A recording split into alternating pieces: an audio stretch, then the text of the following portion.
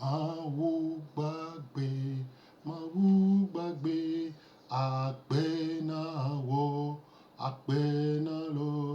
Mawu gbàgbé, Mawu gbàgbé, àpènàwó, àpènàwó. Mawu gbàgbé, Mawu gbàgbé, àpènàwó, àpènàló. Mawu gbàgbé, Mawu gbàgbé, àpènàwó. Dosione wonamita, àpènàwó, àpènàló. Nusione wonamita, àpènàwó, àpènàwó. Mawu gbàgbé, Mawu gbàgbé, àpènàwó, àpènàló. Mawu gbàgbé, Mawu gbàgbé, àpènàwó. Dosione wonamita, àpènàwó, àpènàló. Nusione wonamita, àpènàwó. Mawu gbàgbé, nusekatato siwojifo kple anyigba. Mite ŋudona o, emite tagunɔ gaƒoƒo sia me. Elabe wonyi fiɔdzifia, aƒetɔ ƒe aƒetɔ. Wonyi Mawu ɖegbe ŋke, wonyi Mawu daka nenye sɔ ŋusẽblaɖedzi. Mɔ bubu aleke mele sɔ kpakple o. Xɔ dodo ɖe dzi kple kafukafukafuƒe sia me.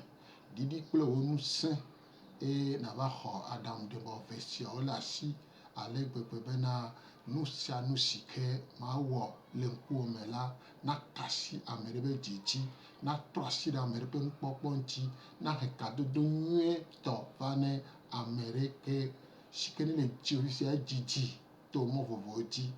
Papa ewɔ kpe la te wɔe elabe kpe de dzesido bena ame gbogbo ɖewo le anyigba dzi wole subɔ vɔa meɖo kadodo nyui aɖe kpakpli o eye kadodo si ma ɖo kpakpli oa ye he afɔku kple gbegblẽ kple nusugbɔ va woƒe agbe dzi. Vɔa Mawu gbɔgbɔ kɔkɔe to nusɔsrɔ̃ sia me la naka asi dzi na ame ɖe, naɖe nu ɖe gɔme na ame ɖe, na ame ɖe nase nu ɖe gɔme. Gbɔgbɔ kɔkɔe va de ŋgbe ne wò nya la eye wò nya la natu ka ame ɖe eye wò nya la nahe nyuietɔ va ne ame ɖe le enyasese sia me alo nukpɔkpɔ sia me. Gbɔgbɔ kɔkɔe akpe na wò. Sɔ todzinɔlawo kple enukpɔlawo katã gblẽ le asiwò me. Ve woanu eye nana bena nusɔsrɔ̃ sia la naɖe vi na wo elabe yiya sɔ aƒe Mawu ŋutɔ gblɔ bena enuwo la sesẽ, enuwo la dzɔ vɔa me ŋɖekpe ŋkpɔ dzɔ halo eyɔ nyi dzesi ɖe tso bena yegbɔna kpuie ɖe Mawu ve ame ɖe nu to nusɔsrɔ̃ sia me. Le Yesu Kristo ƒe ŋkɔ me la megblẽ todzinɔlawo kple nukpɔlawo katã le asiwò me. Le Yesu Kristo ƒe ŋkɔ me la, amen. Amen. Egbe la enye dɔgbedela Emmanuel Udza. Medzi be mava kplɔ mi to nusɔsrɔ̃ tɔxɛ ɖe me. Nusɔsrɔ̃ sia ƒe tanya nyi kadodo nyui kpakple Mawu. Leke mawɔe lo eye miku Mawu ƒe kadodoa nali ke. Leke mawɔe lo miku Mawu ƒe kadodoa nali ke. Ehiã bena ne meɖo kadodo kpakple Mawu oa, enyi enu veve ɖe, enyi nu ɖe si ke enyi vevesese ƒe nya.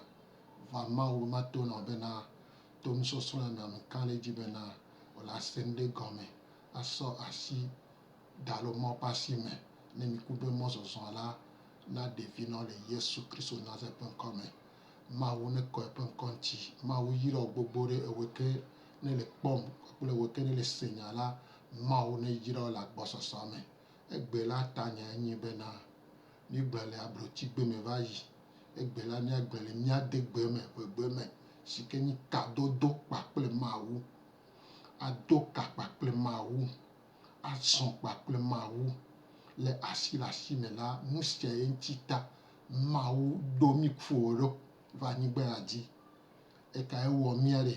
Ewɔ mí bena yeado kadodo kpakple mí ne míasubɔ le gbɔgbɔ kple nyateƒe me va nya bena alo le sidzedze kple nɔnɔme bubuwo me la míkpɔe ɖe ɖosidɔ bena kadodo sia mele o ŋuti ta nusubɔ le dzɔ lo nu kae nya bena kadodo siawo ŋute le va me kpakple o mawɔ alo mikui ewo si ke ne le se ŋkɔnye alo le kpɔm aɖe nu ke na bena miku Mawu ƒe kadodoa meli ke oa míakpɔ dzesiawo alo míakpɔ nɔnɔmeawo nu ka ŋuti o míkpɔe ɖe ɖosidɔ bena míatɔ kple míamenɔwo la meyɔ fũu kple Mawu ƒe lɔlɔ Mawu ƒe lɔlɔm le woame o ena bena woaƒe nuwɔnawo ke la ɖe Mawu ɖe go fiɔ ɖeviwo la mele o nu kawoe dzɔna o etɔ lɔlɔm le me o enɔ lɔlɔm le me o wodzi mí le enusiɔmea ɖe lɔlɔ le la su míasia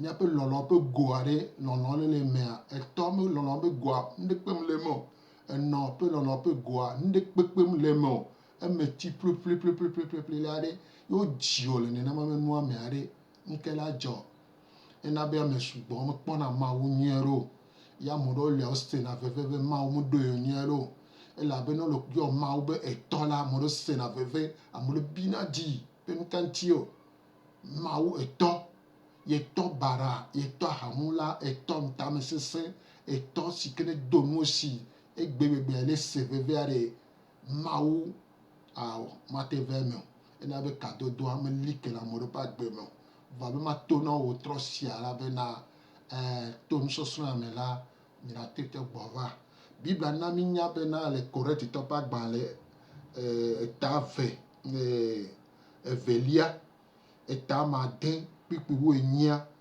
Biblia gblɔ bena Mawu bena ɖe yeanyi etɔ na mí eya míawo míanyi evinyɔnu alo viŋutsu ne ye Mawu nya egblɔe maba ɖe gɔme maba yi edzi leke Korintitɔwo ƒe agbalẽ evelia eta amade kpikpi woenyia gblɔ bena Mawu ŋutɔ ƒo asi akɔ bena ɖe yeanyi etɔ na mí eye míawo míanyi evinyɔnu kple viŋutsu ne ye nenema Mawu gblɔe wa Mawu be yeanyi etɔ na mí etɔ nyuie ɖe dziƒo Mawua ɖe ebe yeanyi etɔ na mí etɔ ka ebe yeanyi na mí yealɔ míame nya gbɔ yeakpɔ mía dzi yayra mí yave mía nu vɔa kuro nu si ko ne dzɔ so míatɔ ku míanɔwo gbɔ ke ŋgbe mí va trɔ dzimea nu siwo zu abi le luvɔ me na mí ezu vevesese ale gbegbe bena etɔ enɔ la ame ɖewo lea no se nu sia ŋkɔ la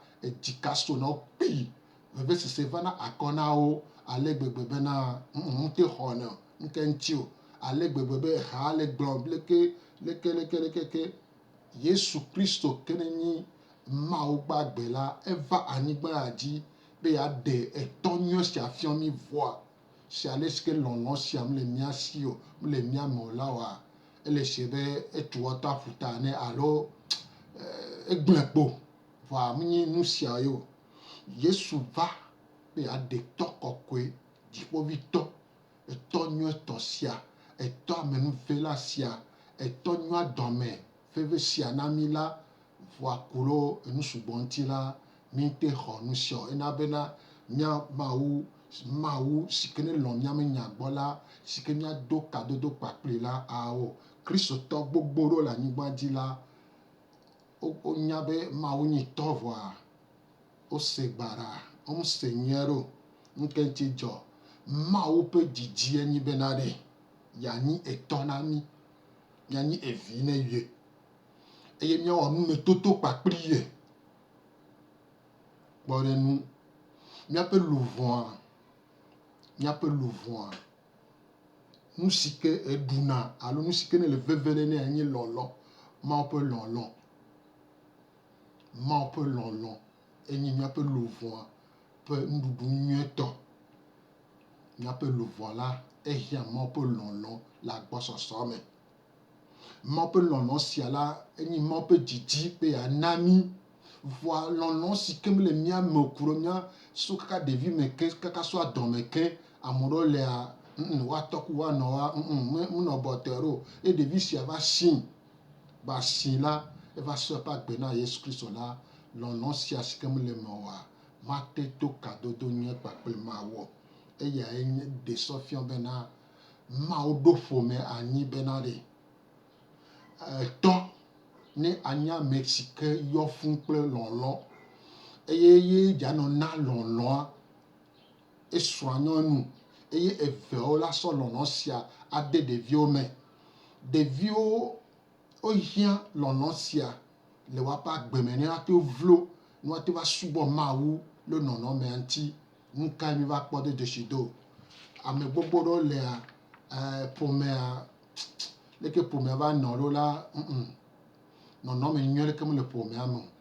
Vɔa ne wogblɔ be Mawu nyi ƒomewo katã ƒe wɔla la ame ɖewo mete xɔnɛ o. Elabe nu kae hiã le ƒomea me o, nu ka wɔna le ƒomea me o. Ƒomea mea yewo nana lɔlɔa le. Ƒomea le yewo fiɔna ale si ke wosɔ kena. Etɔ la te sɔ ke esrɔ̃a, esrɔ̃a tsã sɔ ke etɔa alo ɖevi etɔ la te ɖe kuku ne srɔ̃a, esrɔ̃a tsã la te ɖe kuku ne nyɔnu ŋutsua alo etɔ ate ɖe kuku ne vi, evi la te ɖe kuku ne etɔ. Vɔa le ƒomea mea makpɔ gbe ɖeke gbɔ o. Eƒome sia me yewo kplana lɔlɔ le. Eƒome sia yewo kplana sɔsɔke tsã le. Eƒome sia le wokplana kaka ɖe dzi. Eƒome sia yewo mana nu si ke no le dzɔ le ame ƒe agbe me ne etɔ alo nɔ alo vi kple etɔ ku tɔ dome la, eƒome sia me yewo mana nu siawo le. Eƒome sia ye nyi teƒe le si ke míaƒe amenyinyia ɖena ɖe go. Míaƒe amenyinyia ɖena ɖe go ne lɔlɔ lea. Vɔa mi va kpɔ ɖe dzesido be la lɔlɔ eve ye le anyigba dzi. Lɔlɔ gbãtɔe nye be ne wole wɔ nu ɖea ye wola lɔ. Vɔa ne mete va le wɔ nenema nua oa womate lɔ o. Eye lɔlɔ velia nyi Mawu ƒe lɔlɔ. Mawu lɔ mi ale si ke mi nɔ lo va egbɔ la. Elɔ mi le agbɔsɔsɔ me. Megble mi da ɖe o. Enyi lɔlɔ evelia. Vɔa míagaha alo mea mi do dzesido bena lɔlɔ si ke mi xɔ la enyi yɔnɛ ga ɖe me be bure. Essence bure si ke ne wokɔe le emɔ me la alo ʋu me la mekplɔna ame yina ŋkɔ o. Ye lɔlɔ sia ye mi xɔ so míatɔ ku míanɔwo gbɔ. Lɔlɔ mana nyi nyuietɔ ya ye mi xɔ le agbɔsɔsɔ me. Ena be mi te lɔna mía nɔnɔewo o. Mi te sɔ kena o. Mi te sɔ kena o. Ne wole gblɔ be Mawu lɔ mia, ame ɖewo lea avie wofana. Ame ɖewo lea wotina nuzizi me ye ame ɖewo bina dzi ŋke ŋuti o. Lɔlɔ manɔe teƒe si ke mi xɔ le míatɔ gbɔa. Va Mawu ƒe lɔlɔ la nu kae wɔna na mi o. Enana bena mi xɔna mía ɖokui. Mi xɔna mía ɖokui. Mi nɔna anyi nyuiewo. Mi xɔna mía ɖokui. Leke Mawu wɔm ɖoa, edzɔ tsi na Mawu ŋuti ta ewɔm ɖo. Mawu ƒe lɔlɔ ema. Eye sɔsɔke ya menyina tukaɖa o. Mate sɔ ke faa. Sɔ yi edzia lɔlɔ ehena nu ka vana o. Amenuveve gbogbo ɖe vana míaƒe agbe me. Vɔa nu kae dzɔ? Míatɔ ku míanɔwo, míawu nu lekea míatɔ ku míanɔwo la, dzilawo gbogbo ɖewo lea ŋkɔ xɔ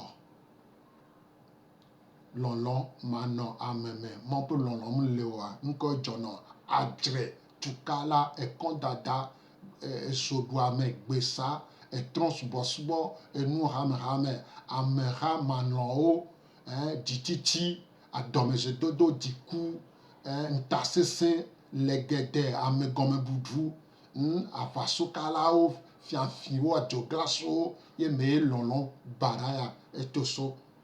Ŋuti ta ame si ke mexɔ Mawu ƒe lɔlɔa la te lɔ Mawua. Miabiɔ se. Ele gbɔ o. Ame si ke mexɔ Mawu ƒe lɔlɔ, exɔ aƒeme ƒe lɔlɔ baɖa ɖe, ela te lɔ Mawua. Miabiɔ se. Wo ŋutɔ naɖo eŋuti. Mawu neve nuwo fifia ɖe. Leke mawɔ? Leke mawɔ eye Mawu ƒe lɔlɔ sia asɔ asinyea? Leke mawɔ eye Mawu ƒe lɔlɔ sia la sɔ asinyea? Yesua gblɔ bena ame si ke agba le kpewo la no te gogo ye. Eye la na be woaƒe agba anɔ wodzoe la, Mawu ɖeka gbɔ kpoe mi la kpɔ lɔlɔ sia le. Míaxlẽ enu le Biblia me. Míayi ɖe Mawu ŋutɔ ƒe nya me. Mawu ƒe nya le Ezaya ƒe agbalẽ eta bla ne vɔ etɔ̃ kpukpui enelia Esaya ƒe agbalẽ tabla ne vɔ tɔ̃ kpukpui enelia Biblia egblɔ ale míaxlẽ Biblia míaxlẽ eye mele do ŋusẽ o si ke ne le se ŋkɔ ya bena Biblia mugba de le nugbɔ na o anɔ xlẽ esia yi eye me ye wòle akpɔ Mawu ƒe yayra gbogbo ɖewo le Mawu yeƒe yayra gbogbo ɖe Biblia me le ŋuti ta exexlẽ la mugba do kplakatia o. Enelia le gblɔ bena esi ne xɔ asi le ŋkunye me bubu le nuwò eye melɔ̃ wò ta la matsɔ amegbetɔwo ana ɖe tewòƒe kple dukɔ ɖe wò agbe ta. Esi ne xɔ asi le ŋkunye me bubu le nuwò eye melɔ̃ wò ta la matsɔ amegbetɔwo ana ɖe tewòƒe kple dukɔ ɖe wò agbe ta. Mawue le ƒoƒo na wò si ke ne le kpɔma wò si ke ne le kpɔm wò si ke ne le se ŋgbea ɖe Mawu bena òxɔ asi òwu diamond òwu sika ne ye eye elɔ̃ wò edo bubu le ŋutiwò mgba vɔ̃ ele kpakple wò. Ame sia ame si ke ne xɔ Yesu si aƒetɔ kple dela ne ame sia ame ke ne lɔ̃ xɔ Yesua trɔ dzime xɔ gbigbɔ ba dzi eye Mawu gbɔgbɔ kɔkɔe le me la exɔ asi na Mawu ale gbegbe be Mawu tɔ ƒo asi akɔ be yelɔ̃ Mawu ƒo asi akɔ be yelɔ̃ òxɔ asi ne ye edona bubu le ŋutiwò esia melolo ŋutɔa. Míaba yi ɖe Yeremia ƒe agbalẽ tabla etɔ̃ vɔ ɖekɛ Yeremia ƒe agbalẽ tabla etɔ̃ vɔ ɖekɛ kpukpui etɔ̃lia Yeremia ƒe agbalẽ tabla etɔ̃ vɔ ɖekɛ kpukpui etɔ̃lia gblɔ bena Yehowa ɖe eɖokui fiam le didiƒe metsɔ lɔlɔ̃ mavɔ lɔ̃ wò eya ta meɖo amenuveve li na wò dedie alea. Yehowa ɖe eɖokui fiam le didiƒe metsɔ lɔlɔ̃ mavɔ lɔ̃ wò eya ta meɖo amenuveve li na wò dedie alea. Yehowa ɖe eɖokui fia wò ke ne le se ŋkɔnye le kpɔma le didiƒe be sɔ lɔlɔ̃ mavɔ lɔlɔ̃ si ke mevɔna oa lɔlɔ̃ gbagbe lɔlɔ̃ si ke lolo kɔkɔ goglo didi la be sɔ lɔ̃ owó si ke ne le kpɔm le se ŋkɔnye la esɔ lɔ̃ lɔlɔ̃ mavɔ mvɔna o lɔlɔ̃ sia mevɔna o ne lɔlɔ̃ sia ge ɖe aƒe agbo mea lɔlɔ̃ adodoe nye lɔlɔ̃ kpayɔ nye lɔlɔ̃ bu ɖe o lɔlɔ̃ ŋutɔ tɔ adodo me tɔ ke mevɔna oa ye Mawu be sɔ lɔ̃ Mawu ŋutɔ le ƒo asi akɔ le to na wò ke ne le kpɔm bena yelɔ̃ ale gbegbe bena yesɔ lɔlɔ̃ mavɔ la lɔ̃ wò. Hallelujah. Míesɔ yi dzi míakpɔ Romatɔ ƒe agbalẽ etatɔ̃ kpukpui amatɔ̃ Romatɔ ƒe agbalẽ nɔhu Biblia ne wokpe le ke ɖe eŋuti kɔa maxlẽ na se. Romatɔ ƒe agbalẽ eta amatɔ̃ kpukpui amatɔ̃ agblɔ be kpukpui amatɔ̃ egblɔ le ke mɔkpɔkpɔ menana enukpename o elabena wotrɔ Mawu ƒe lɔlɔ̃ la kɔ ɖe míaƒe dziwo me to gbɔgbɔ kɔkɔe si wona mí la dzi ke mɔkpɔkpɔ menana enukpeame o elabena wotrɔ Mawu ƒe lɔlɔ̃ la kɔ ɖe míaƒe dziwo me to gbɔgbɔ kɔkɔe la si wona mí la dzi. Hallelujah. Mawu bena le yeɖɔli yeƒe lɔlɔ̃ mavɔ sia sɔ kɔ ɖe míaƒe dzi me. Edzi sia ele gbɔ bena luvɔa ehiã Mawu ƒe lɔlɔ̃ eye gbɔgbɔ kɔkɔe la ye hɛnɛ vana míaƒe dzi me eye me ye luvɔa hayana le elabe kpɔ eƒe nuɖuɖu si ke ne dzia. Hallelujah. ame sugbɔn le woaƒe tamesusuwo me la, ne eɖe srɔ̃a lɔlɔ le, ne eƒle aƒe alo etsɔ aƒe nyigbo awɔ meve me nyuie ɖo. Eʋu eƒle vɔa nya ke ne lia koe ba le, ya ɖu nu ya leke, ya nu nu ya leke, me ye le nu sia enyi lɔlɔ ƒe nuɖuɖu o. Xixeme ƒe nuyɔwo la, mate tu lɔlɔ ƒe doa. Nu ɖeka yi ke tuna Mawu ƒe lɔlɔ ƒe doa enye Mawu ŋutɔ ƒe lɔlɔ si ke mí to eme eye la sɔ asi o eye wotsɔ la te ɖe ate aɖabɔ asɔ kɔ eƒe ŋkɔ ŋuti la ema. Míakpɔ Yohanes ƒe agbalẽ gbãtɔ, Yohanes ƒe agbalẽ gbãtɔ eta ame 4 kpikpi ame 9 gblɔ le. Yohanes ƒe agbalẽ gbãtɔ eta ame 4 kpikpi ame 9 gblɔ be ame si ke melɔ̃a ame o la medze si Mawu o elabe Mawu nyi lɔlɔ. Ame si ke melɔ̃a ame o la medze si Mawu o elabena Mawu enyi lɔlɔ. Mawu nyi lɔlɔ. Womate klã Mawu kudo lɔlɔ. Va ne nyi Mawu le aƒe agbo me, ye xɔ Mawu dzi se, ye trɔ dzime tututu la, ye gbɔgbɔ kɔkɔe le wo me le agbɔsɔsɔ me la, Mawu si ke nyi lɔlɔ la ele wo me.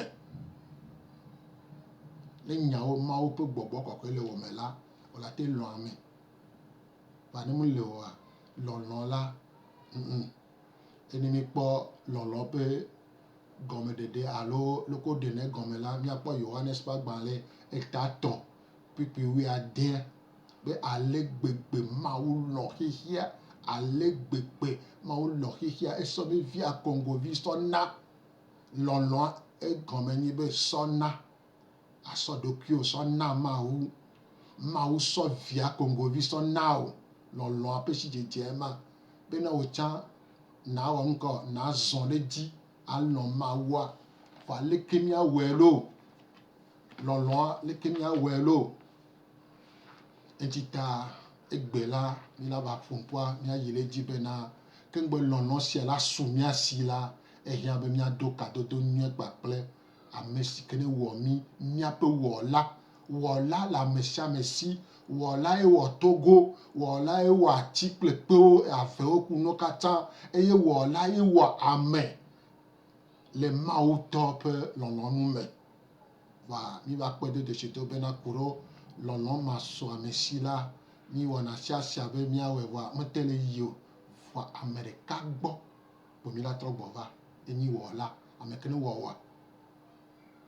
Ame ke ne wɔ sɔ de enɔ ƒe adɔme ye wodzi wò la, wɔla le eyɔ be Mawu ŋusẽkatãtɔ, etɔ nyuietɔ, lɔlɔtɔ, lɔlɔ gbãngotɔ, amenuvela ƒe tɔ si ke nyi Mawu la, ye lɔ mí. Eɖe ƒe lɔlɔ ɖe goe. Eɖe ƒe lɔlɔ ɖe go fifia nu ka mí la wɔ ɖo? Míate gogo míatsã míalɔ̃e. Eye gbɔ ɖeka kpoe mí la te wɔ numetoto. Lɔlɔ ƒe numetoto ye ɖeka gbɔ kpo mí la te wɔ lɔlɔ ƒe numetoto ya le. Ye ɖeka gbɔ kpo mí la te wɔ lɔlɔ ƒe nutoto ya le. Eye ne mí te wɔ nutoto nyuie sia le Mawu ƒe akɔme la, eke luʋɔa xɔ yeƒe ɖoŋuti si ke nye eƒe nuɖuɖu nyuietɔ si ke nye Mawu ƒe lɔlɔ la, eya la te ɖe ɖe go be te lɔ enɔvi alo la te ɖe lɔlɔa ɖe go le kɔ si ke me le, xa si ke me le, dɔwɔƒe si ke le la te ɖe Mawu ƒe lɔlɔa ɖe go zɔ̃. Vɔ ne mete gogo Mawu o, ŋɖo kadodo nyuie kpakple Mawu oa, lɔlɔ sia la eto ta va yinɔ, to akpa ɖeka va yinɔ. Eye mate lɔ ame ɖe kpekpe o. Egbea amewo le lɔ ame le ati dzi ye. Ne ɖuɖu le, ɖuɖu mɛnte, nunu mɛnte le ya, mí lɔna mía nɔnɔewo ao. Mawu gbɔa mele nenema o. Mawu akpɔ be te va ye gbɔ, na ye le eƒe akɔme. C'est que Marie kudo Marthe, le Biblia me wowɔe ne Marie va nɔ anyi ɖe Yesu ƒe afɔ gɔme. Fɔte Yesu to be ame ɖeke mate xɔ lɔlɔ sia le si o. Elɔ yeƒe nya gbɔ. Eŋuti ta etsã elɔ yeƒe nya gbɔ la, ame ɖeke mate xɔ lɔlɔ sia le si o. Ame sia ame te tena gogo Mawu nɔna eƒe afɔte alo nɔna ema kɔme gaƒoƒo ɖeka la mawo ɖuɖuna eƒe lɔlɔ kɔna le me ale gbegbe be eƒe luvɔ ŋdike sia ŋdike la eɖɔna ƒodo eɖɔna mawo ƒe lɔlɔ ƒe ƒodo eye ne ɖɔ ƒodo la ela te wɔ nu si ke ne dzia elabena kristotɔ nyinyi alo mawo subɔsubɔ la lɔlɔ ƒe nya ye mi le tsɔtsi vɔ ame tsɔtsi me nya yo lɔlɔ si ke mawo sɔ lɔ mia le miatsɛ mialɔe enyi sɔleme nyuietɔ dede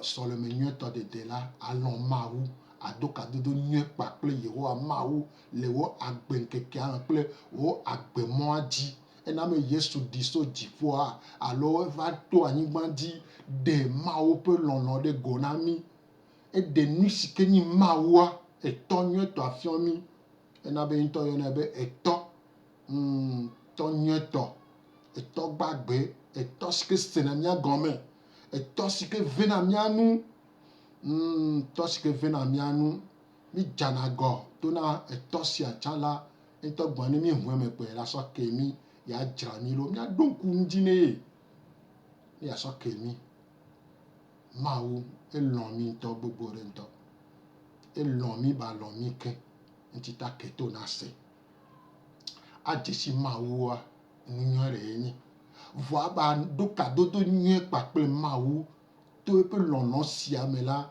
egɔme be adzasa kpakple mawu adzasa kple mawu enyi kadodo nyuietɔa ale gbegbe bena no o desi ame ɖe la yo yina egbɔ la eye ke mi ƒona nu ƒo mi kana seŋu la ye o ɖo ŋkui bena o sena be amea lɔe menya gbɔ la lɔlɔ sia gbana go le ame me ale gbegbe bena dzidzɔ ɖe va na ame me dzidzɔ ɖe va na ame me eye ame sia ƒe vɔvɔ ƒe bubu la ezuna ame tɔ mawu ne yra gbogbo ɖe ame ke o le se la ame ke to se ŋu le si le se gɔme la mawu ne yra asɔ ye dzi la ne o be asubɔ ame ɖe alo o lɔ ame ɖe la o tena gogo ne ye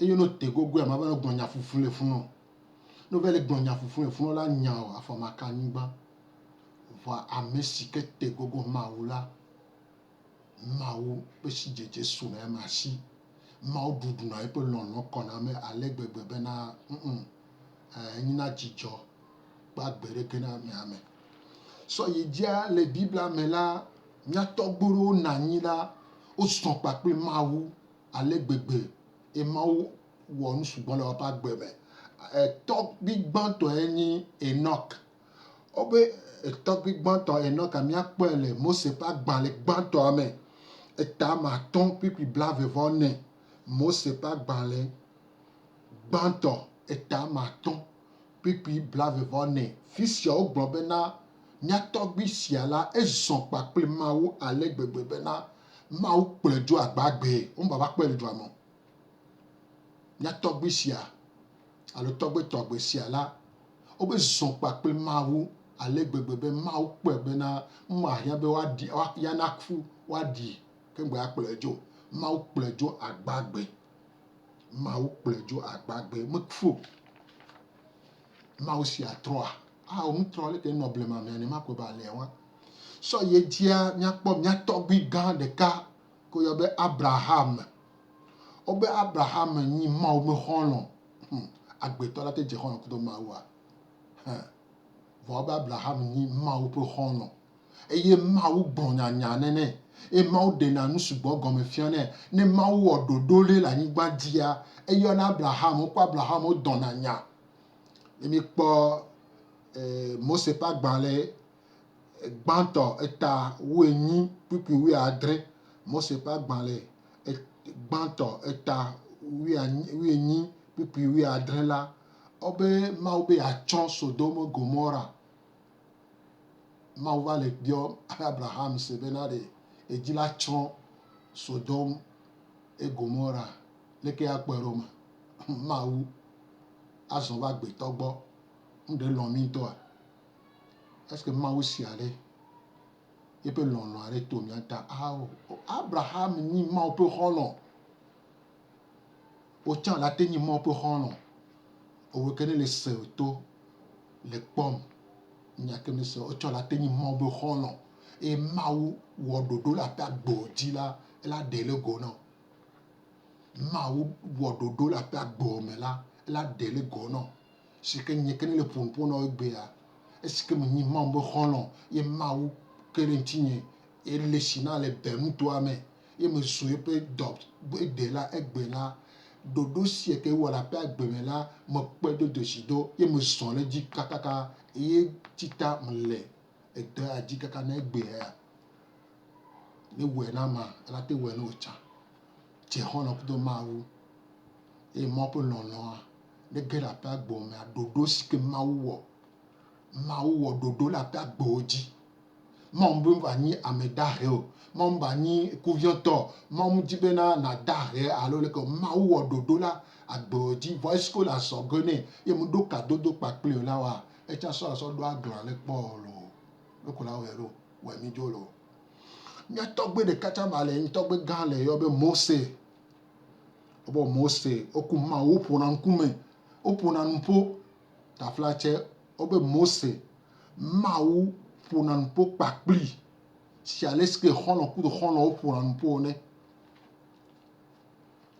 mawu ponan po kpakpli Mose nkume ya po enya si ale Mose na Mose pa gbanle evelia me eta blaton voton pupi wereka Mose pa gbanle evelia ta blaton voton pupi wereka lia mawu le pompone amegbeto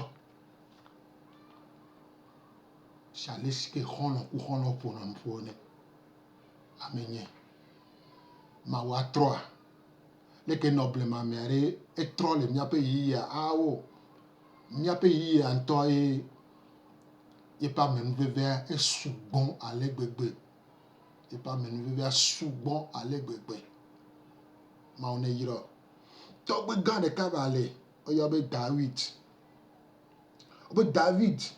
alo David eloma pe nyagbo alesike eto akudo le pe pome me o mon lo mi nyagbo o so egbon one alo agbo one ne bana nyi elabe Dawida enom le sio o di le nu vome e hia bodo la dokpo ne o la gble domene voa ma o lo pe nko ye pe nko agome nyi be na ma o lo entita la vome ma po dodo ke wale pa gbeme la a vome le gbe ame yo va ple va home e va zofia e va do fia e Israël dit nous si comme le tamene wa ma o tre le bobu e va sou efia e na be lona ma pe nya gbogbo ni nto e na be ne so e pe hadi nke so dina ha yo le be guitara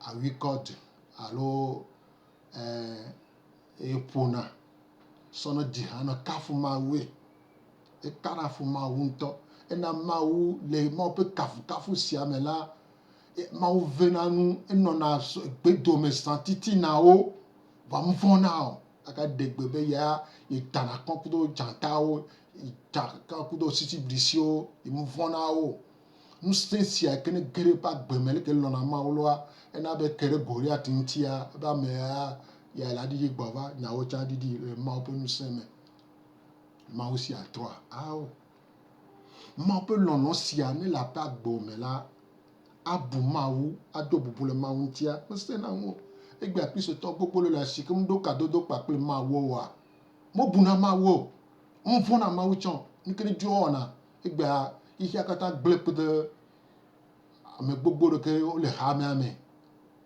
on fona mawo mo dona bubule nti o vo ne ma pe lono le wo me e ni ku mo mi do ka dodo nyo dia ma pe fonfon ple bubuna mawo la swasi wa le gbegbe bena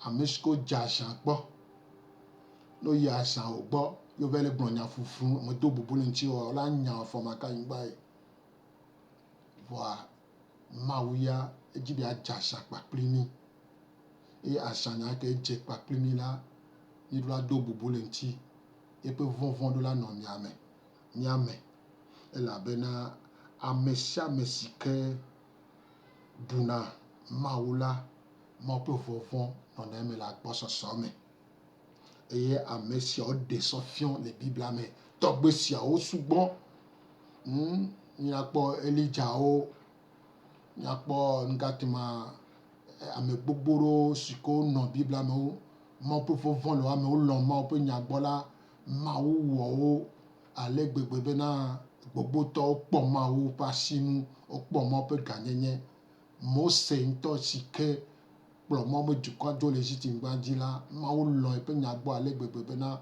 o mo po ebe fu kaka po ebe fu nto chan ma wo nto plejo ma wo si am trola leke noble ma me ni ma ko ba na wa pire pola ma wo sikene lo nya gbo sike glo la gbe kaka na gbe la ma glo li po gbe ke gbo nti ta nya sia la sikolo o ja se aro lo pom la so de do me ni na po musike to na so na me la eye ame sugbon siko tegogo ma wo la wapa menyinya dede go wapa menyinya dede go le Kristo me ela be lon gera meme la edena me pa menyinye sike nyinyi le Kristo me ade go eye mi ape subo asubo ma wa mbanya agbando vuo ma bani tukara subo ela ni jijo be subo ela bena ma pe lon sike ni ami sike nana louvoi vlona louvoi subona ma wula eswasiware nkela jo en gbanto kene jona eni bena tona sona meni jijo sia mate de gomo jijo sia mo pe jijo sia no tegogo ma wo mo pe lon gele o me jijo sia me for now jijo sia mate de gomo nyakpo etaro pupiro le bible ame ke de sofion bena le jijo sia swasiwa nyakpo elodo enwa taflache Salomon etawe aden Salomon tawe aden pipi we de ka Salomon tawe aden pipi we de ka egbonle Salomon pa gbanle pipi we de ka egbon bena ana manya agbemola jijo bode nku ome eye vivi sesele wo ndusi me tegbe abakeke Salomon tawe aden pipi we de ka ana manya agbemola jijo bode nku ome eye vivi sesele wo ndusi me tegbe vivi sese le mo pe nku me tegbe ela be jijo sia la monyi bena me yi party alo me yudu pe ofo gangbagba o mi jira po jijo awo jijo sia tina emota va jijo sia tona sona kadodo nye sike mi kuma o do me jijo sia eni Salomon tawe aden pipi we reka so ye dia jijo porenu abia mi se amesikene le se veve ale lati no po jijo amesikene le se veve alo le doaya ate po jijo le lasi bible na mi apo korotito Colossiens Colosso to pa gbanle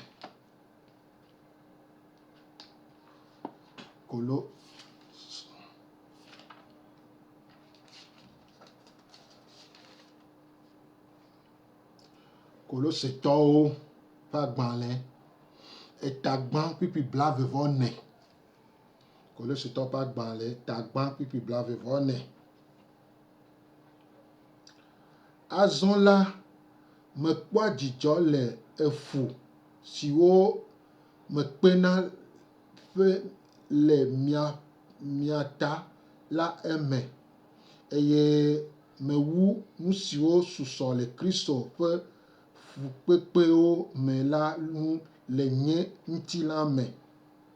Azɔ la, mekpɔa dzidzɔ le fu siwo mekpena le mia ta la me eye mewua nu siwo susɔ le Kristo ƒe fukpekpewo me la ŋu le nye ŋutilã me. Ame le gaxɔ me, wode kɔsɔkɔsɔ kunuwo le alɔ kple afɔ nɛ le gblɔ na ame siwo le xixe nu bena le kpɔ dzidzɔ. Ele vevesese me, wode ga afɔ kple alɔ nɛ eye sɔdza ame ene kpata nɔ ne ŋuti. Vɔa ele ŋlɔlo la, ele prison, ele gaxɔ me, ele ŋlɔlo la ame siwo le gota be le kpɔ dzidzɔ. Ele dzidzɔ me. Ele dzidzɔ me. Le kpɔ dzidzɔ. Ele gaxɔ me. Vɔa mi ku mi kpɔ le gaxɔ me. Vɔa mi le na ale. Ŋke ŋuti mi le na ale o. Kadodo kpakple Mawua mele mia si o. Fike kadodoa mele kple Mawu dome oa, ŋke la dzɔ konyifafa, avifafa, aɖukli ɖuɖu, vevesese, nyadɔe, ŋukpoliƒoƒo, wokpe la lɔ mi fũu. Mi kpɔ Paulo kudo Silasa wole gaxɔ me, wodo gaxɔ me. Vɔ be ƒosãga wo vea wole dzi ha le kafu Mawu. Nu ɖe dzɔ. Amlima nu ɖe dzɔ.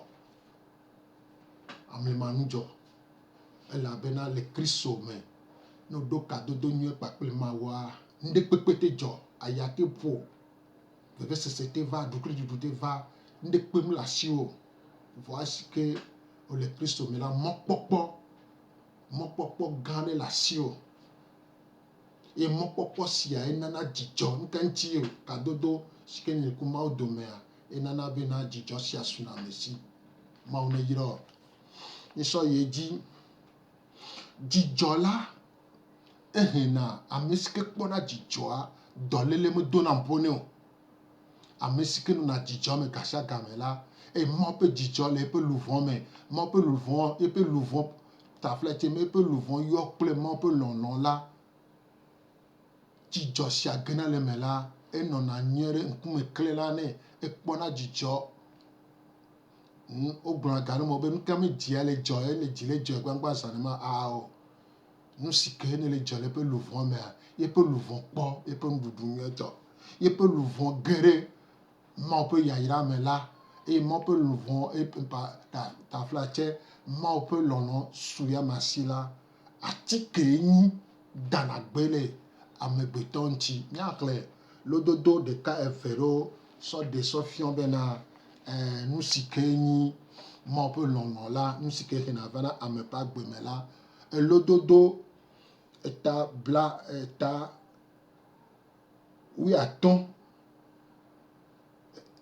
Lododo 15. Eta 15 kpukpli 13 kple 15. Lododo ta 15 kpukpli 13 kple 15.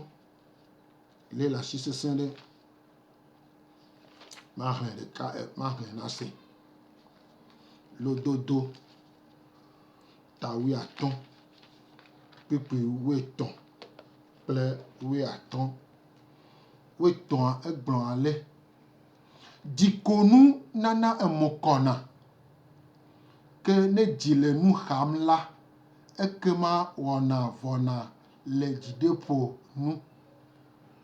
Dzikonu nana emokɔna, ke ne dzi le nu xam la, ekema wɔna vɔna le dzideƒo nu.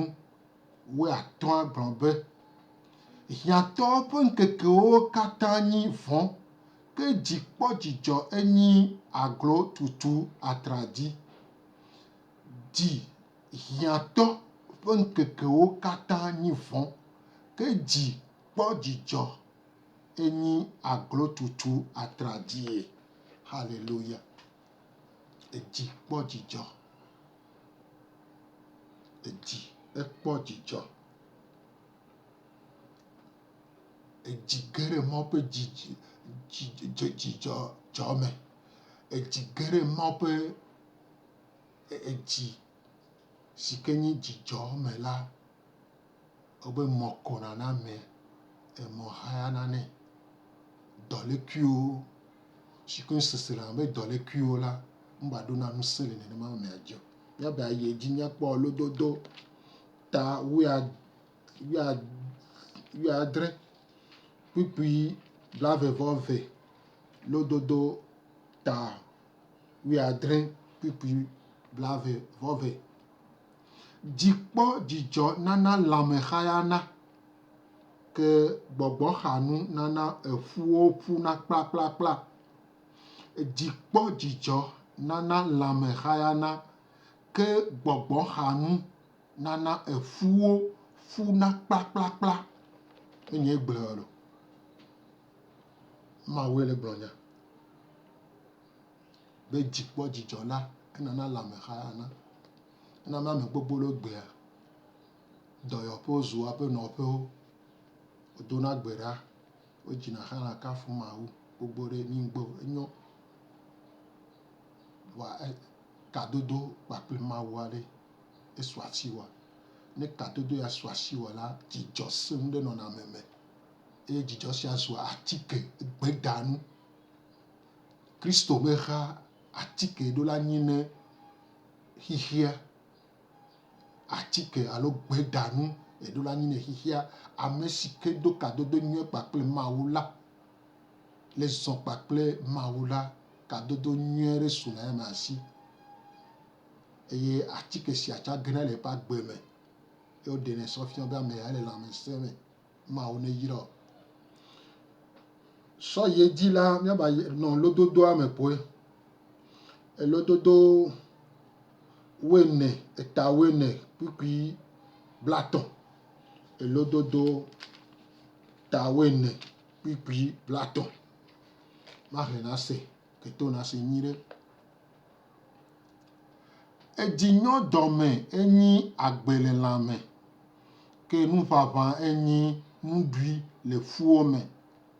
Dzi nyɔ dɔme enyi agbelelãme, ke nuʋaʋã enyi nuɖui le eƒuwo me. Enye gblɔ. Mawue le gblɔ.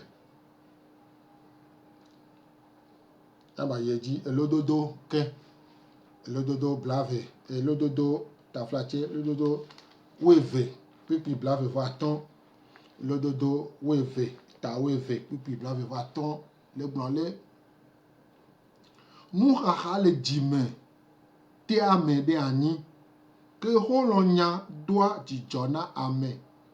Nuxaxa le dzime tea amea ɖe anyi, ke xolɔ̃nya doa dzidzɔ na ame.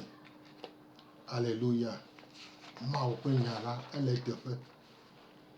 Ne mikpɔ Philippiens tɔwo ƒe agbalẽ tame 1 kpikpui 4, wobe ŋkɔ aƒetɔ gbɔ bena mikpɔ dzidzɔ, eba le te gbe ɖe dzi be miakpɔ dzidzɔ. Dzidzɔ. Wakengbe nu si wɔ la va aƒe agbo mea, kadodo kpakple Mawu menyae o. Ŋudodo kadodo kple Mawu wa dzidzɔ lo le ya. Mi la kpɔ dzidzɔ adzi ha kafu Mawu le tsɔtsia me fãe. Atsi kpo dzi aɖu adze ade nyuie ɖe. Ne tsɔtsia ƒe kpa kpɔa, kaɖome wa tambubo va ho. Wa dzidzɔ si ke le gblɔ nyi Mawu ƒe ede. Enyi Mawu ƒe ŋusẽ.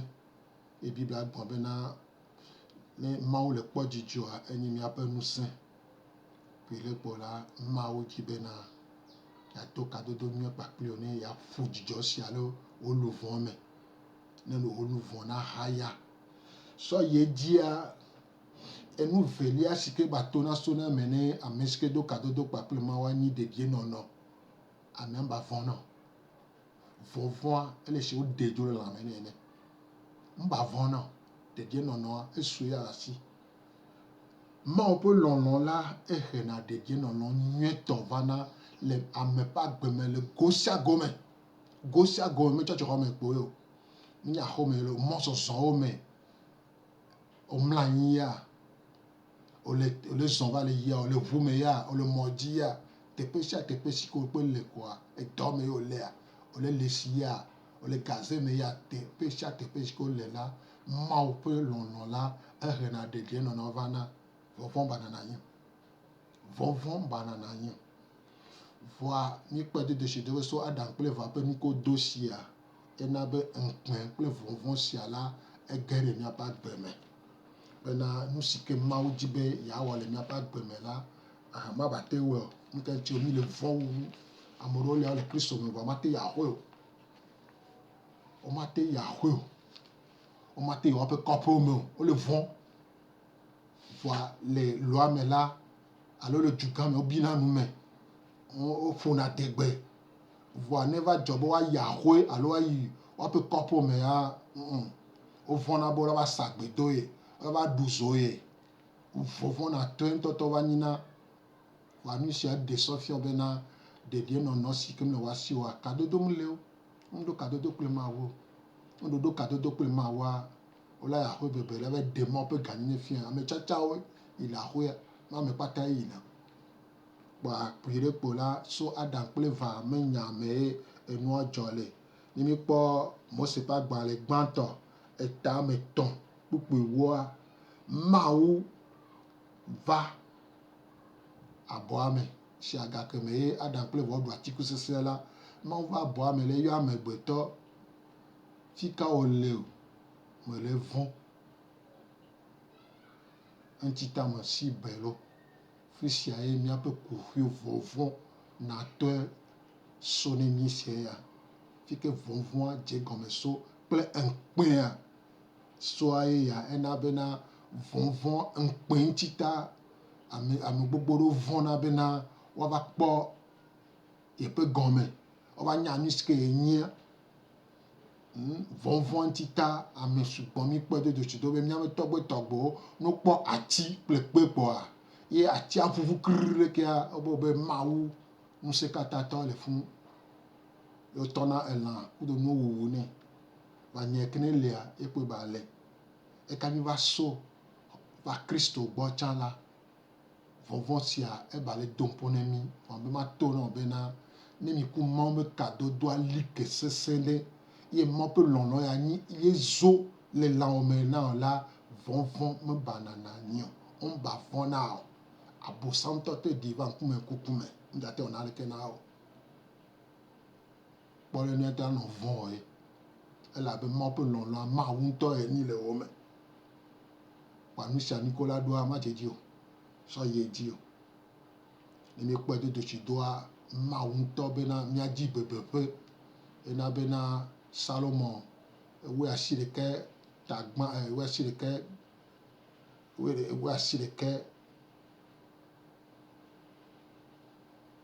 wuiasiɖeke kpe gbã la eɖe sɔfiɔ be míadzi bebeƒe eye Mawu ƒe bebeƒea ye nye eƒe kpɔkplɔ te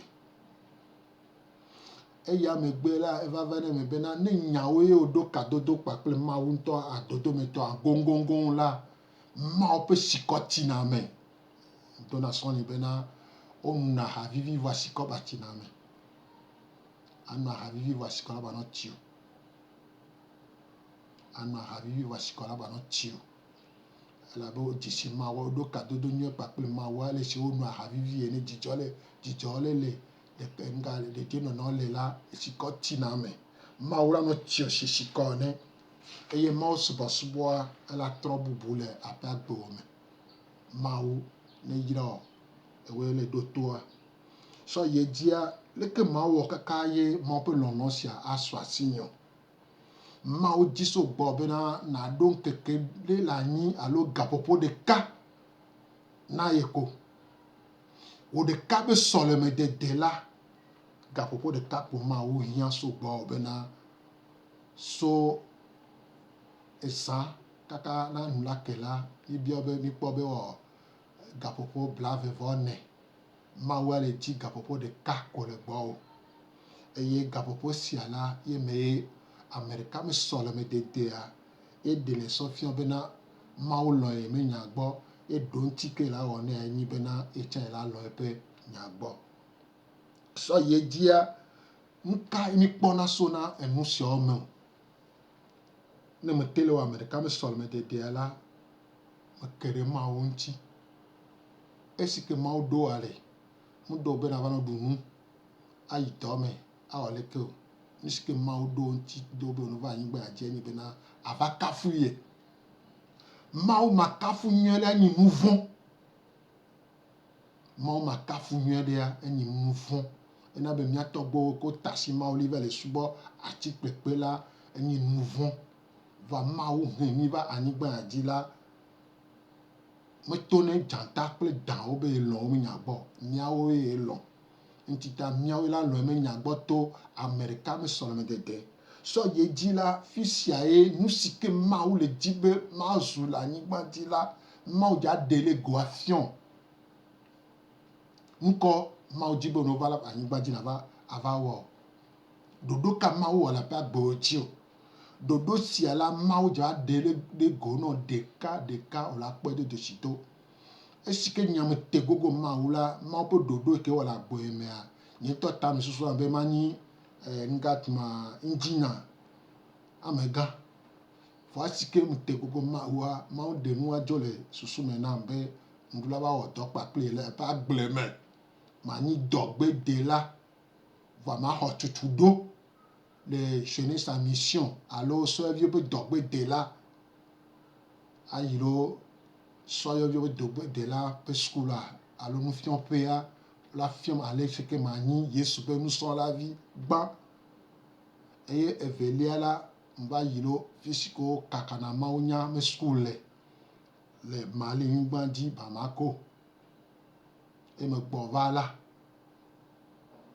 va wɔ dɔ vi ɖe le ŋueƒe le Mawu ƒe ɖoɖo si ke mɔ si ke ta nam la me zɔe dzi. Ena be gbea mesu dɔgbedela le ƒonuƒo nɔ gbea. Le dɔ si ke Mawu di be mawɔ la, ye mele wɔe gbea. Mele fiɔm le college. Ke ŋgbe mba wɔna ɖoɖo kuna ɖe amewo ƒe agbe ŋuti kpena wo ŋuti le gbɔgbɔ me kple seselãme ƒe nyawo gbɔ le aƒe me. Ɖoɖo sia ve me. Ena be mele Mawu ƒe kpɔkplɔ te kaka va na egbe la, esi ke me te gogoe la, eɖe nu si ke meɖo la nya ɖe go. Wòanyi dzidzɔ nam. Eye dzidzɔ sia na bena egbe la, vo le wɔ dɔ kpakpli le eƒe agblea me si ke nyi Togo alo Elome la. Eƒe amenuveve si ŋtsa gbɔnye le Benyigba dzi, Bedaŋuiƒe, avea gbɔ. Funu Mawu ke ɖe ŋutinye le trɔ asi ɖe ŋutinye. Ye mezu eƒe dɔgbedela, ɖevi dzidzitɔ menye akɔŋka. Mawu la te wɔe ne wò tsã. Mawu la te ve wò tsã nuwo te gogoe. To ame ɖeka me subɔsubɔ me la, ela ɖe nusɔ fiɔm. Sɔ ye dzi la, ame si ke te gogo Mawu la, Mawu trɔna asi le eƒe dẽwo dzi. Míakpɔ Galatitɔwo ƒe agbalẽ tame 5 kpikpi 22. Gbɔgbɔ kɔkɔe ƒe atikusesẽa mi la kpɔe le funu enyi Yesu Kristo ƒe dẽ. Mawu ƒe dẽ si ke ne mi te gogoe la, ela ɖoe mía me. Ye míaƒe dẽ la trɔ egbea kristotɔwo ƒe dẽ la no ke ɖe ɖo ŋutia la de ta to subɔsubɔ la tsi o. Dẽ menyo na wo o. No yi ɖo azãɖuƒe ye wòle anya be kristotɔwo le nuɖuɖu kple sandwich kple akpɔnɔ kple tɔ ŋuti le tsɔxɔme ŋutɔ tsã fait part ŋutɔ zuna nya kple adzre kple tɔwo si be nuɖunu kpɔ la, funu la ɖe kpɔ se bena ɖe ɖokuitɔ dzidzi alo aɖu ɖokuiwo dzi la mele o. No te gogo Mawu, Mawu la trɔ asi le wo nunya ŋuti. Ela trɔ asi le wo nunya ŋuti. Ela trɔ asi le wo tame susu ŋuti. Ela nɔ anya sã ate sɔ kplɔ agbea ye. Sɔ ye dzia, ame si ke te gogo na Mawua, enɔna ezome gasia game. Enɔna gbɔgbɔ kɔkɔe me kpɔkplɔ te. Le français gbe me wogblɔ bena ele connecté. Ele Mawu me, ele Kristo me, le agbɔsɔsɔ me. Mebu na réseau o. Enuwo zɔna nyuie ne ŋutɔ blibo ɖe. Eye me kɔna ne yogo. mawu jibenare na suboy le subo mere musike jibe ya na wone le pa gbla mere la dele go no ile dele go no kwa nya be na de wa chan le tro le fike de tro no le kwa la te wo doa asi la shi me ple yo mawu le pa agbla me akonka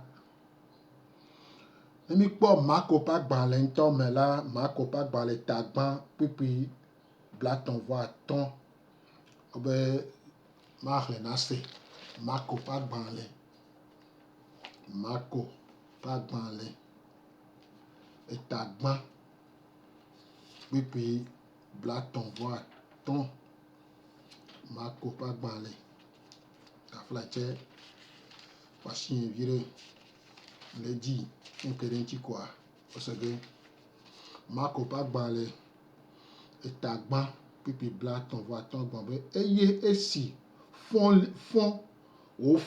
fon lin la edogo heyi de gbeji eye wo do gbeda le afima mako pa gban le etagban pipi blaton voa ton eye esi wo fon lin la edogo heyi de gbeji eye wo do gbeda le afima ehia be Yesu la ba so le me ao Yesu be ya da foto me ni ku ya fiomi alesike ni ku mo pe kadodoa alike sesere ne Yesu was yere kam so le me le gbe adia ne ja do gbeda la mota mo do na pa wona gbe totora gbogbore o hosila de ponu ela be na eno ma po nkume la ma po gbogbo koko la yo fun gbango ma o si ami ne le nkeke wa ji be aso odo le nkeke wa ji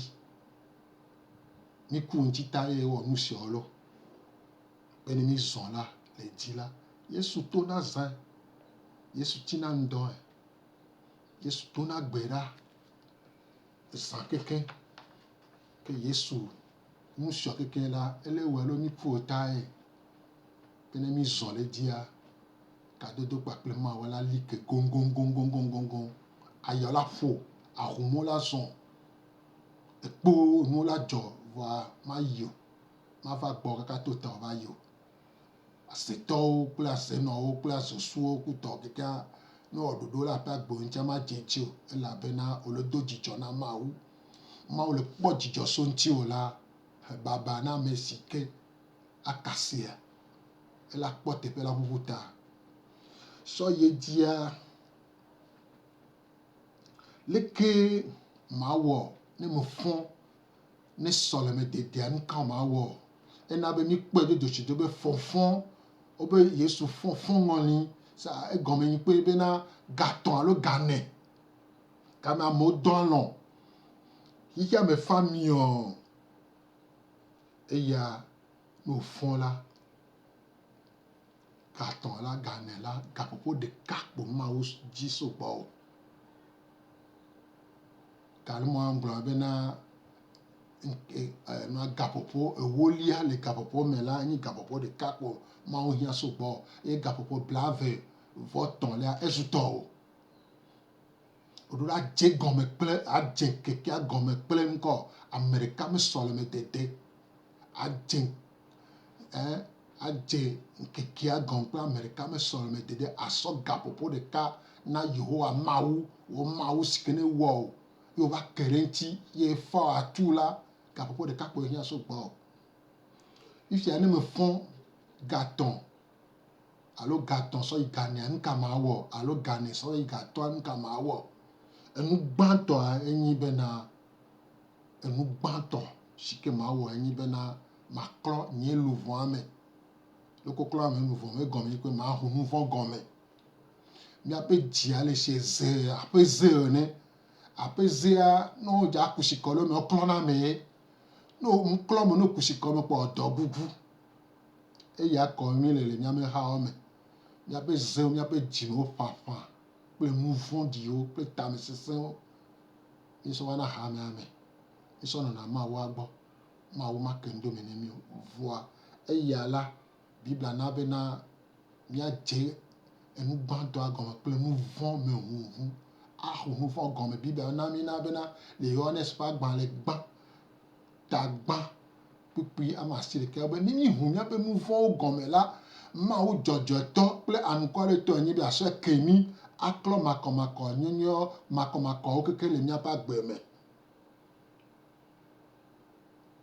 Biblia gblɔ le Esaya ƒe agbalẽ me eta gbã kpukpui 8 bena le miva miadrɔ̃ ʋɔnu ne miaƒe nu vɔwo biasi nyagãdze ene la ela ɣe ne ba nyrɔ si bisi ene la ɣe si snow ene Mawu gblɔ miva miadrɔ̃ ʋɔnu va na gblɔ nu si ke me le toa na ye ne yasɔ ke o nu gbãtɔ ya wa ne wɔ vɔ kpɔa enu velia enyi akpedada dakpe ne Mawu adakpe ne Mawu susui ɖe dakpe ne Mawu susui ɖe nu si ke Mawu wɔ na wo lolo wo sugbɔ so ɖeviwo me kaka va kɔ ɖe gbea efe ye wotsua ɖekadze dzedze tugbedze dzedze alo kɔkɔ goglo didi kple o amenuveve ye nyi Mawu wɔ nu sugbɔ le aƒe agbe me nu si ke Mawu wɔ le aƒe agbe me wo sugbɔ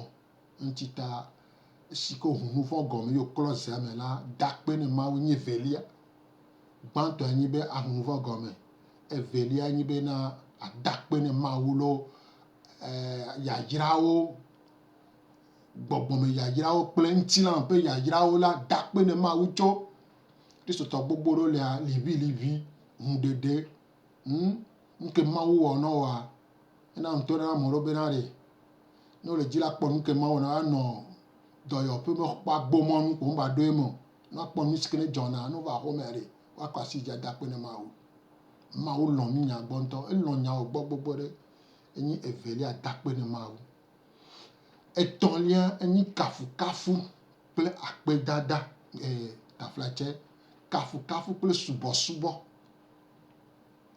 kafukafu kple subɔsubɔa vototo le eme vɔ wozɔna le du ye wole si xevi ma wòada ene ne woɖe ɖeka dzɔa vegbɔa mate zɔ mate zro gbe ɖe ko ena bena kafukafu la nu si ke Mawu wɔ na woa ɖe asɔ kafu Mawu ne hu ne kpɔ Mawu ƒe nuwɔnawo atsaƒuwo ayaƒoƒowo anyigba dzi ke yɔ fũu etogbeawo etɔsasrawo atiwo aɖiliviwo lãkliwo gbemelãwo kple aƒemelãwo Mawu wɔ nu siawo miakafu ye akpɔ dzekpakpawo anyiwo egbe anyi awɔ anyisi mi le ɖu amlimanu wòma kafu Mawua ye subɔsubɔ ƒona Mawu mlana ye woyɔna Mawu ƒe aheme be ŋkɔwo si ke nye Mawu ɖe gbe nuke Mawu ta gãnyenye sɔ ŋusẽ bla ali dzi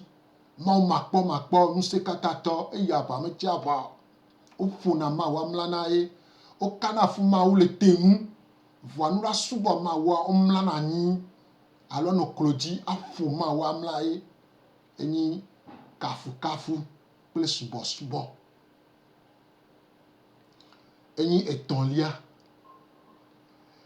enelia sɔ wo agbalẽ Biblia ne woxlẽ la Biblia aleluya le hebrewgbe kple français gbe me English gbe me yo ahlẽ eta ame 3 gbe ɖeka adze gɔme kple Yohanes ƒe agbalẽ gbã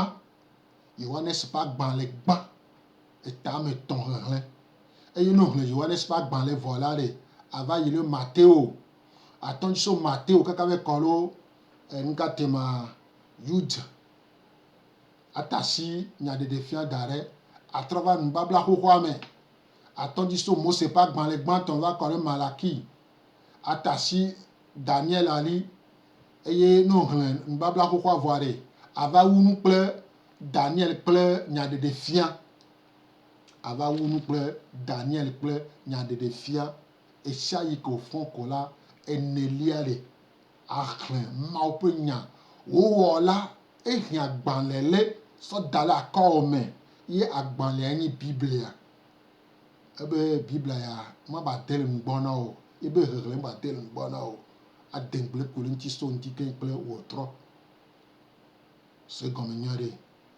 Et ça, il dit, non, la Bible, voilà,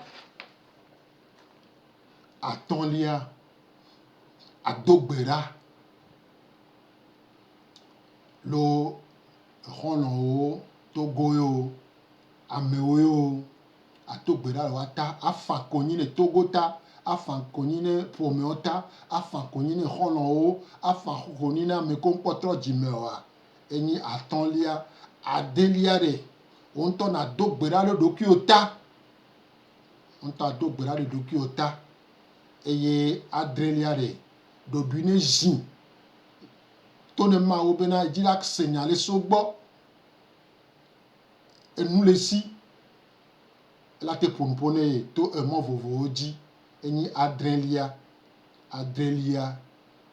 atashi ma o ne ponpona o ma o chan dila gbonya le kokokoko na o tashi doku o ne ma o ne ponpona o ma o la ponpona ni ponpona le eyi yo amowa la te ponpona le nkeke akatanji ma o ne yira o ma jijioa ma baba ye dila ma ponpo kudo aleske ma o ponan ponemia ma o ne yira o la paso some ma o ne donu sen ma pa mi ve no pa prio eni Emmanuel Awuja e le ponpona to Adam de Mosia dila ma o gbagbe la ne yira ma dogbera le ta o ke la sia ma o se katata o me dakpe na lo toji no la o pa Mexico 5 o to nyame la yira o fewanu gbogbo kokwe si amina o no ano me ple o ne lono sikene reto la na suasi le Yesu Kristo ben comme ma o dudu o lono kole wa pa gbe me bena wa lon o nyagbo no ate wo America me sol me de dia aleske dia ma o la te fewanu Yesu Kristo bo hula muso tokwa pro rado muso si muso son sia ba me sha ke ne se muso son sia la agbe ne gereme eye ame antoni haya asite kpla e ate wo nusia kene dia iho amau akpena o pena owe e di volenti papa akpena o le Kristo Yesu Kristo nya de la pen come enye Emmanuel Awuja no be a 5 ans ya yom la te yom le 70 41 09 27 70 41 09 27 bon, on a le Jutaya à 220 plus 228 à son P plus 228 70 41 09 27 alors on be a comme le WhatsApp dit à la pompo dans le WhatsApp dit on a te pompo le plus 228 93 63 57 99 plus 228 93 63 57 99 par la Kerentini ma on yira ma pa me no pa le Christ Yesu Christ de la peine comme amen.